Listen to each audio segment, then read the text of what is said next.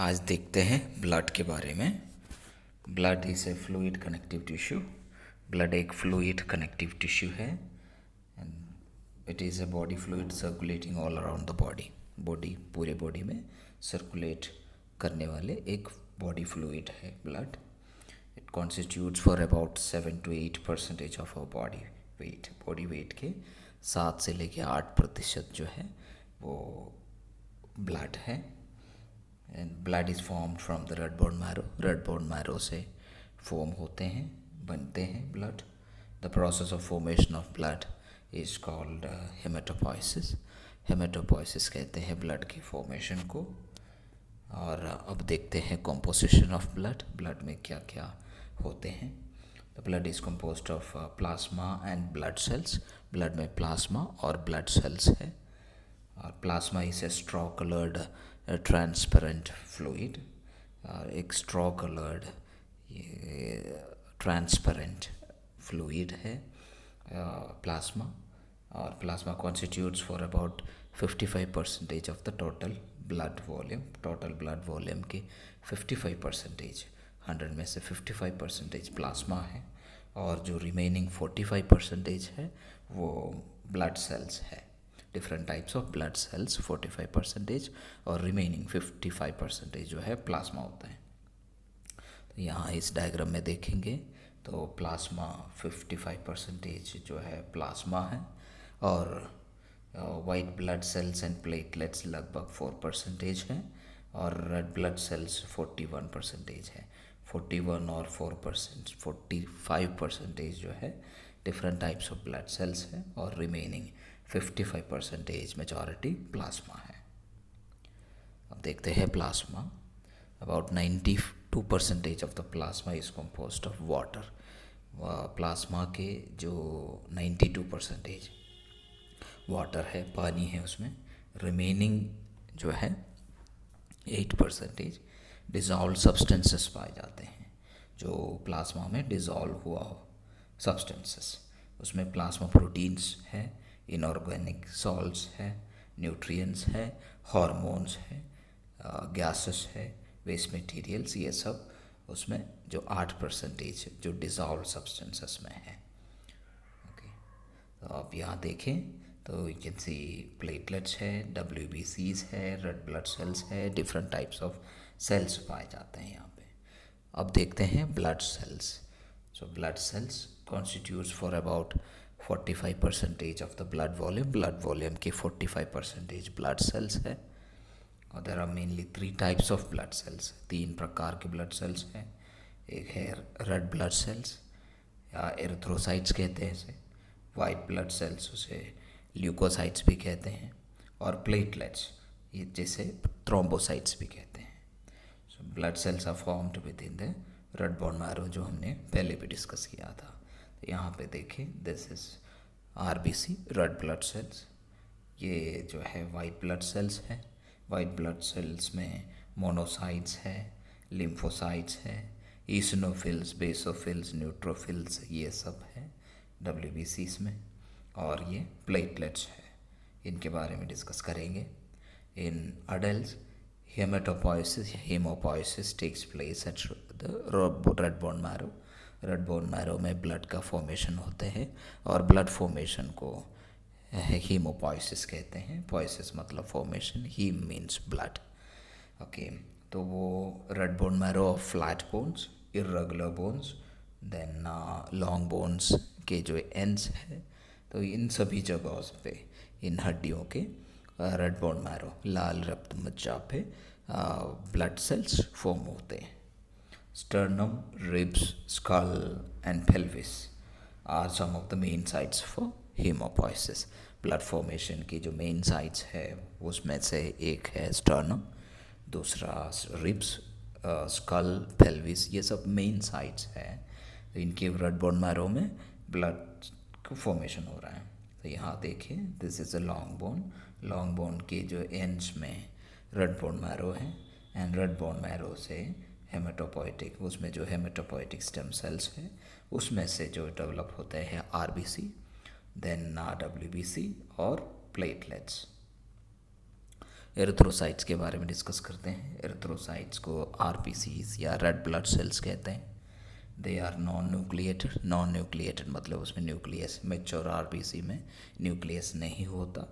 And biconcave disc shape है, biconcave दोनों side से कॉनकेव्ड डिस्क शेप में है। डायमीटर उसके 7 माइक्रोमीटर्स है। एवरेज लाइफ स्पैन है जो आरबीसी का है वो लगभग 120 डेज है, 120 दिन है। And they are formed in the red bone marrow में उनका फॉर्मेशन होते हैं। तो ये यहाँ पे जो सामने से देखेंगे, ऊपर से देखेंगे तो ऐसा दिखता है, राउंड कलर है, साइड जो है बल्ज्ड है, सेंटर जो है थिन रहते हैं। तो ये साइड व्यू है। साइड व्यू देखेंगे तो आपको पता चलेगा ये साइड्स में जो है वो बल्ज्ड है और सेंटर जो है वो कॉनकेव्ड है, थिन है। And the process of formation of red blood cells is called erythropoiesis. Red blood sales को एरिथ्रोसाइट्स कहते हैं और उसकी फॉर्मेशन को एरिथ्रोपोइसिस कह सकता है। इट कंटेन हीमोग्लोबिन, उसमें हीमोग्लोबिन है। And haemoglobin is a protein in the RBC. RBC के वॉल में जो प्रोटीन है वो हीमोग्लोबिन है, विच transport oxygen around the body. पूरे बॉडी में ऑक्सीजन की ट्रांसपोर्ट में ये हीमोग्लोबिन मदद करते हैं। Thus RBCs helps in the transport of oxygen. Oxygen की ट्रांसपोर्ट में आरबीसी इस प्रकार मदद करते हैं। तो यहाँ पे आप देखें तो ये एक आरबीसी है। आरबीसी में आप देखें तो यहाँ हीमोग्लोबिन मॉलिक्यूल है, हीम एंड हीमोग्लोबिन मॉलिक्यूल्स है, जिसमें ऑक्सीजन मॉलिक्यूल्स अटैच हो जाते हैं।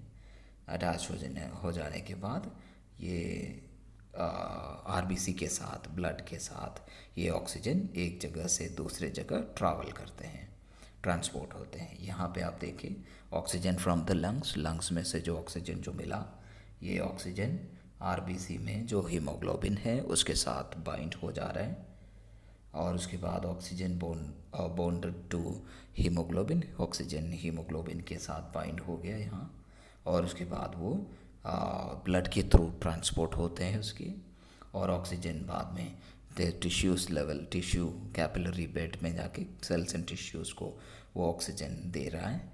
ऑक्सीजन यहाँ से रिलीज़ हो रहा है इनटू द टिश्यू सेल्स और टिश्यूज़ वो उस ऑक्सीजन को यूटिलाइज करते हैं। Red blood cells are destroyed by phagocytic in reticuloendothelial cells in the spleen, bone marrow and liver, bone marrow और स्प्लीन में जो रेटिकुलो एंडोथेलियल सेल्स है वो इस डैमेज्ड आरबीसी को या ओल्ड आरबीसी को डिस्ट्रॉय करते हैं, फैगोसाइटोसिस करते हैं उसकी। नॉर्मल आरबीसी काउंट है मेन में ये लगभग 4.7 to 6.1 million sales per microlitre है। Normal RBC count in woman वो approximately 4.2 to 5.4 million sales per microlitre of blood है। अब देखते हैं ल्यूकोसाइट्स। ल्यूकोसाइट्स को वाइट ब्लड सेल्स भी कहते हैं। उसमें न्यूक्लियस है, इन ल्यूकोसाइट्स के अंदर न्यूक्लियस है। They are produce in the red bone marrow और नॉर्मल डब्ल्यूबीसी काउंट है वो approximately 4,500 to 11,000 cells per microlitre of blood है। लाइफ स्पैन जो है ये लगभग 13 to 20 डेज है ल्यूकोसाइट्स के। तो ये सब वाइट ब्लड सेल्स है, ल्यूकोसाइट्स है, जिसमें monocyte, eosinophil, basophil, lymphocyte, neutrophil, ये सब डिफरेंट टाइप्स ऑफ WBCs है। So they help to protect our body against microorganisms and foreign bodies. Microorganisms और फॉरेन बॉडी के खिलाफ लड़ते हैं और बॉडी को प्रोटेक्ट करते हैं। It constitutes for about 1% of the blood volume. Blood volume के 1% वो WBCs है। Some of the leucocytes have granules in their cytoplasm. कुछ जो ल्यूकोसाइट्स हैं जिनके साइटोप्लाज्म के अंदर ग्रैन्यूल्स हैं, दाने दाने जैसे स्ट्रक्चर है, कुछ में वो नहीं है। जिनमें वो स्ट्रक्चर्स हैं, जिनमें जो दाने दाने स्ट्रक्चर्स हैं जिन्हें ग्रानुलोसाइट्स कहते हैं, और जिनके अंदर वो ग्रैन्यूल्स नहीं हैं उन्हें एग्रानुलोसाइट्स कहते हैं। ग्रानुलोसाइट्स इंक्लूड न्यूट्रोफिल्स, ईसनोफिल्स एंड बेसोफिल्स। ग्रानुलोसाइट्स में है न्यूट्रोफिल्स, ईसनोफिल्स एंड बेसोफिल्स। और ए ग्रानुलोसाइट्स जिसमें ग्रैन्यूल्स नहीं हैं उसमें हैं मोनोसाइट्स और लिम्फोसाइट्स। आप यहाँ पे देख सकता है ग्रानुलोसाइट्स वर्सेस ए ग्रानुलोसाइट्स। ग्रानुलोसाइट्स में न्यूट्रोफिल, ईसनोफिल, बेसोफिल्स वगैरह हैं, और ए ग्रानुलोसाइट्स में मोनोसाइट्स एंड लिम्फोसाइट्स। उसके अंदर दाने दाने स्ट्रक्चर्स जो इसके साइटोप्लाज्म में है, इनके साइटोप्लाज्म में वो इनमें नहीं होता। न्यूट्रोफिल्स के बारे में देखते हैं। Neutrophils are capable of phagocytosis. वो फैगोसाइटोसिस कर सकते हैं, माइक्रो ऑर्गेनिजम्स को इंजेस्ट कर सकता है, किल कर सकता है, ईट कर सकता है, और दे रिलीजिंग एंजाइम्स, वो एंजाइम्स रिलीज़ करते हैं जो माइक्रो ऑर्गेनिजम्स को किल करने में मदद करते हैं। They are also known as neutrocytes, उन्हें न्यूट्रोसाइट्स भी कहते हैं। सबसे ज़्यादा जो अबेंडेंटली पाए जाने वाले वाइट ब्लड सेल्स है neutrophils. One of the first type of cells to travel to the site of infection. जहाँ पे भी इन्फेक्शन है वहाँ पे सबसे पहले जो पहुँचने वाले जो blood cell, white blood cell के जो टाइप है न्यूट्रोफिल्स। तो यहाँ पे न्यूट्रोफिल्स है, these are neutrophils. And eosinophils है जहाँ they are the disease fighting blood cells, white blood cells, disease fighting blood cells ये भी है। They play an important role in body's defense against allergic reactions. ये allergic reaction, asthma, parasitic infection, तो इनमें ये responsible है और allergic reaction cause करने में और immune response में मदद करते हैं वो। Then next है basophils. They are involved in inflammatory reactions. वो inflammatory reactions में involved है और allergic reactions में भी involved है। केपेबल ऑफ फैगोसाइटोसिस, वो फैगोसाइटोसिस कर सकते हैं एंड माइक्रो ऑर्गेनिजम्स को नष्ट कर सकता है। ग्रैन्यूल्स, उनके जो ग्रैन्यूल्स के अंदर हेपारिन, हिस्टामिन, सेरोटोनिन वगैरह है जो माइक्रो ऑर्गेनिजम्स को किल करने में मदद करते हैं। ये जो अलर्जन है, जो भी फॉरेन बॉडी के अंदर प्रवेश करेंगे तो allergen causes basophils to release these contents from their granules. वो ऐसे जो कंटेंट्स है उसके अंदर के हेपारिन, हिस्टामिन, सेरोटोनिन वगैरह रिलीज़ करने में मदद करते हैं जब भी कोई फॉरेन बॉडी अलर्जन जो एलर्जी कॉज कर सकता है, ऐसे कोई एजेंट हमारे बॉडी के अंदर प्रवेश करेंगे तो वो ये ऐसे जो एंजाइम्स है वो रिलीज़ करते हैं। हेपारिन जो है वो क्लॉटिंग को प्रिवेंट करते हैं। हिस्टामिन और सेरोटोनिन जो है वो इन्फ्लेमेशन कॉज कर सकता है। इन्फ्लेमेशन जिसमें एंटीजन और एंटीबॉडी के बीच में रिएक्शन है। जब भी कोई एंटीजन, कोई माइक्रो ऑर्गेनिज्म बॉडी में प्रवेश करेंगे तो बॉडी के एंटीबॉडी उसके विरुद्ध लड़ते हैं, तो उस रेस्पॉन्स को इन्फ्लेमेशन कहते हैं, इन्फ्लेमेटरी रेस्पॉन्स कहते हैं। तो नेक्स्ट है मोनोसाइट्स। वो सिंगल न्यूक्लिएटेड सेल्स है, एक न्यूक्लियस है इसके अंदर। They are the largest type of leucocytes. Leucocytes के सबसे लार्जेस्ट टाइप है। They circulate in blood for 1 to 3 days, 1 से 3 दिन ये ब्लड में सर्कुलेट होता है। उसके बाद they migrate to the tissues के अंदर चले जाते हैं एंड डेवलप इनटू मैक्रोफेजेस। वहाँ पे वो मैक्रोफेजेस बन जाते हैं। Macrophages are responsible for protecting the tissues from foreign substances से, फॉरेन बॉडी से ये बॉडी को प्रोटेक्ट करते हैं। 50% monocytes are stored in spleen as reserve. तो स्प्लीन में 50% मोनोसाइट्स रिजर्व में स्टोर होते हैं। लिम्फोसाइट्स सिंगल न्यूक्लिएटेड सेल्स है ये भी, बट मोनोसाइट्स से छोटे हैं, smaller than monocytes. Lymphocytes are the main types of cells present in the lymphatic system में मौजूद मेन टाइप ऑफ सेल्स है lymphocytes.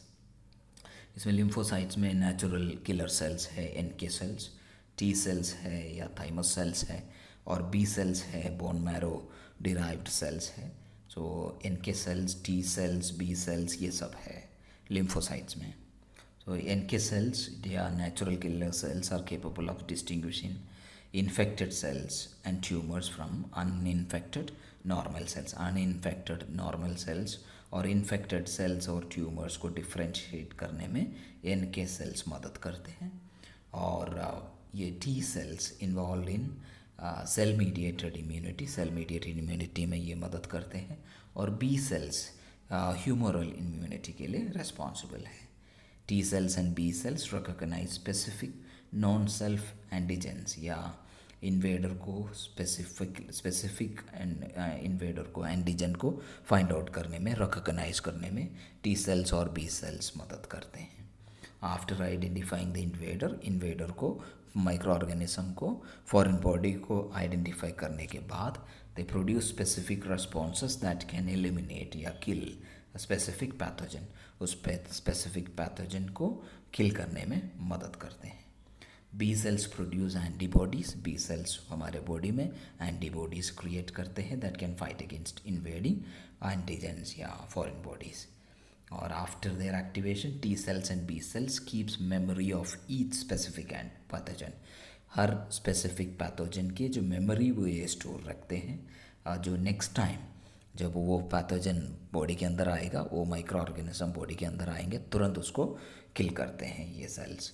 Memory cells may be able to produce a rapid and strong response if the same pathogen or an antigen enters the next time. Next time body में दोबारा वही pathogen आ जाते हैं तो उसको तुरंत ये किल करते हैं। थ्रोम्बोसाइट्स, ये प्लेटलेट्स कहते हैं इन्हें। No nucleus in their cytoplasm में कोई न्यूक्लियस नहीं है उनके। क्लोटिंग, ब्लड के क्लोटिंग में मदद करते हैं। वैरायटी ऑफ सब्सटेंसेस है जो ब्लड क्लोटिंग में ये मदद कर रहा है, जिससे ब्लीडिंग स्टॉप होगा। And they come together at the site of injured blood vessel के साइट पे तुरंत आ जाते हैं और उस होल को जहाँ से ब्लड लीक कर रहा है उसको बंद करने में मदद कर रहा है। Average life span of platelets is about 8 to 9 days, 8 से 9 दिन है। यहाँ पे आप देख सकते हैं प्लेटलेट्स, जो ब्लड का एक white blood sales, red blood sales और प्लेटलेट्स सेल्स में है। All platelets are destroyed in the spleen and liver through process of phagocytosis. All जो platelets है उन्हें spleen और liver phagocytosis के थ्रू डिस्ट्रॉय करते हैं। नॉर्मल प्लेटलेट काउंट है वो लगभग 1.5 लाख से 4.5 लाख है। Some amount of reserve platelets may be always stored in the spleen में रिजर्व प्लेटलेट्स कुछ क्वांटिटी में रिजर्व में रहते हैं, जो ब्लीडिंग होगा या इमरजेंसी होगा उसमें ब्लीडिंग को स्टॉप करने के लिए वो तुरंत ब्लड में रिलीज़ किया जाएगा। फॉर्मेशन ऑफ ब्लड के बारे में दूसरे टॉपिक में, नेक्स्ट टॉपिक में डिस्कस करेंगे। Thanks for watching.